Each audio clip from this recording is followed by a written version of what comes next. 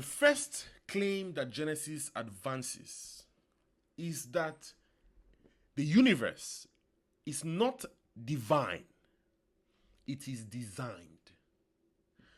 Now I know that this sounds ordinary for the modern ear, but I need you to understand that ancient cultures regularly treated elements of nature as divine beings.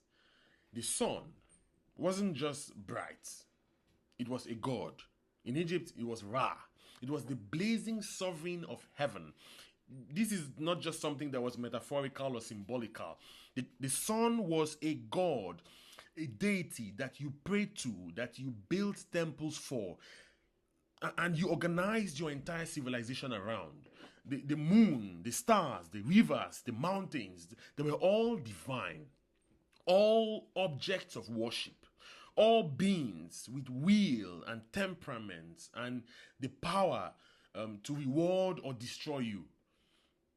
So, when Genesis gets to the creation of these cosmic objects, it does something that would have felt blasphemous and even scandalous to ancient ears.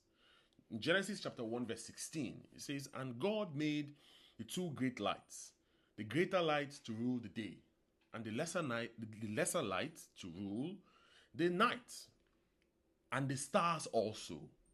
Now, there are no names here. There's no mythic biography or a divine origin story for all these elements. Just big light and lesser light.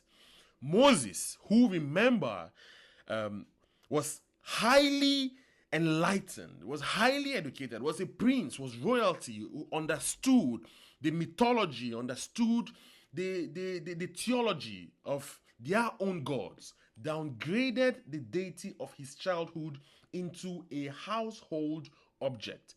The sun, the most worshipped thing in the ancient world, was relegated to a lamp that God hung in the sky. And that phrase at the end, "and the stars also," is almost dismissive.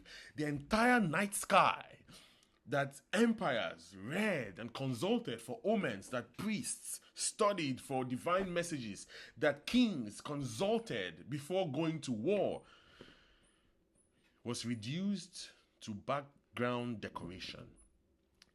Almost an afterthought. Oh, and the stars. God made those two. The message here is sharp and unavoidable.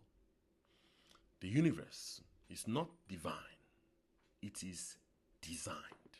And you might be asking why that distinction matters so much.